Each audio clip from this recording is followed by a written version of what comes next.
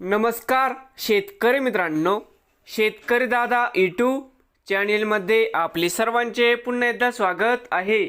आज आपण बघणार आहे लातूर जिल्ह्यातील सोयाबीनचे बाजारभाव।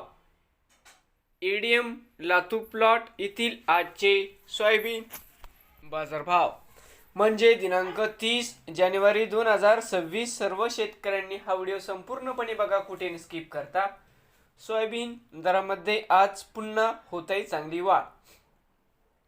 तर मित्रांनो, आजचे चालू खरेदी सोयाबीन बाजारभाव। मित्रांनो, या ठिकाणी तुम्हाला सोयाबीनचे पेमेंट लगेच पाहिजे असेल,